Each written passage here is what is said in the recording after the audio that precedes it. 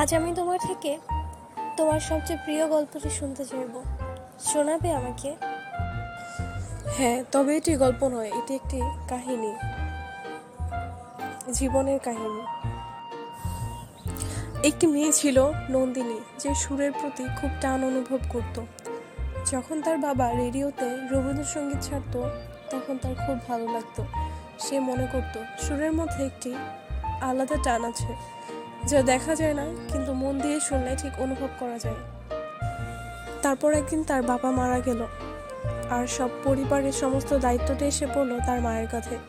বড় ভাই তখন লেখাপড়া শেষ করে চাকরির খোঁজে, আর ছোট নন্দিনী তখন স্কুলে।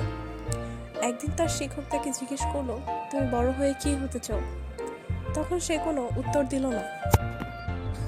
তখন শিক্ষক বললেন, মাঝে মাঝে জীবনের উদ্দেশ্য খুঁজে বের করা সত্যিই খুব কঠিন, তবে যেটি তোমার ভালো লাগে সবচেয়ে বেশি, সেটা হয়তো তোমাকে একসময় একটা পর্যায়ে নিয়ে যেতে পারে। তখন নন্দিনী মনে মনে ভাবল, আমার তো গান খুব ভালো লাগে, কিন্তু গান কি আমাকে কোথাও পৌঁছে দিতে পারবে? তারপর কি ঘটলো? তারপর একদিন তাদের স্কুলে একটি গানের প্রতিযোগিতা হলো। বন্ধুদের জোড়াজড়িতে নন্দিনীও সেই প্রতিযোগিতায় নাম দিল। স্টেজে উঠে গান গাওয়ার সময় তার বুক খুবই কাঁপছিল। তখন সে চোখ বন্ধ করে মন থেকে গান গাইল, যা সবার হৃদয় ছুঁয়ে গেল। তখন নন্দিনীর শিক্ষকটি তাকে বলেছিল, তুমি যদি চাও এই গান নিয়ে অনেক দূর এগিয়ে যেতে পারো, তোমার জন্য আমার শুভকামনা রইল। তারপর থেকে নন্দিনী গান শেখা শুরু করলো। লেখাপড়ার পাশাপাশি সে খুব সুন্দর করে গানও গাইতো।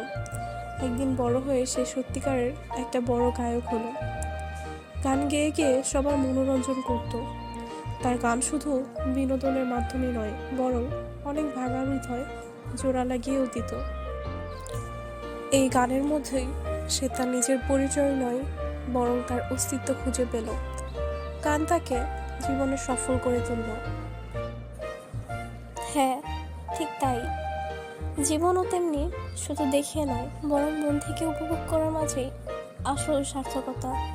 যেভাবে নন্দিনী তার অস্তিত্বকে খুঁজে পেয়েছে তার সুরের মাধ্যমে, তার গানের মাধ্যমে।